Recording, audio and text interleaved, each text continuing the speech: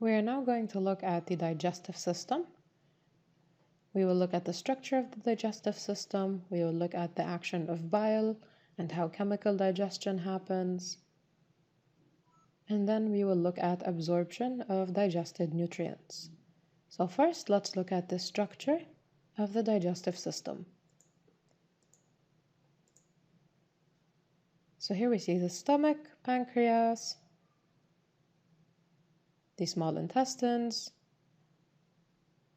the large intestines, and the liver. And of course, don't forget the mouth, which is the entryway, the esophagus that connects the mouth to the stomach, and the rectum that is going to make the exit for the wastes of the digestive system.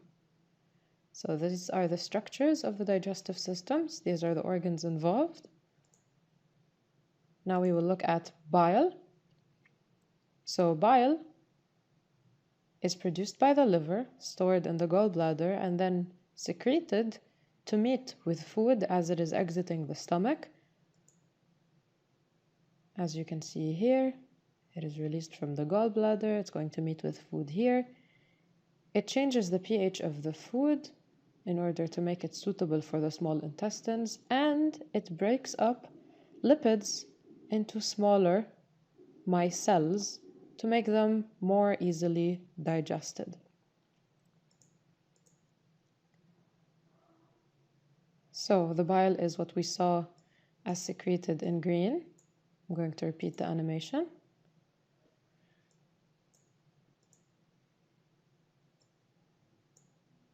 The food in the stomach has pancreatic juice in it, so bile is going to come and neutralize this. It's going to change the pH. Notice how fat is broken up into smaller pieces, and now it is easily digestible by lipase. So this is the action of bile. And as for absorption, let us look at how things are absorbed in the small intestine. We know that the small intestine is the site of absorption. If we zoom in, we can see the villi and the microvilli, which are the small structures involved in absorption. Let's add fibers. See that fibers are not absorbed in the small intestine by the blood. What about water? Yes, water is actually absorbed into the bloodstream at the level of the small intestine.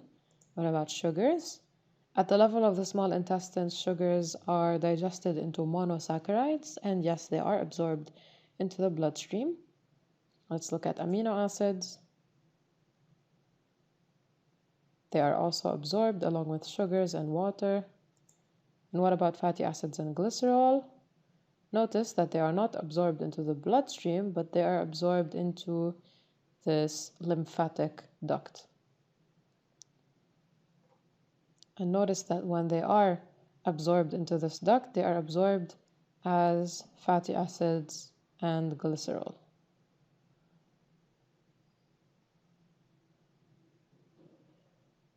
So this is the digestive system in brief, as well as the action of bile and absorption.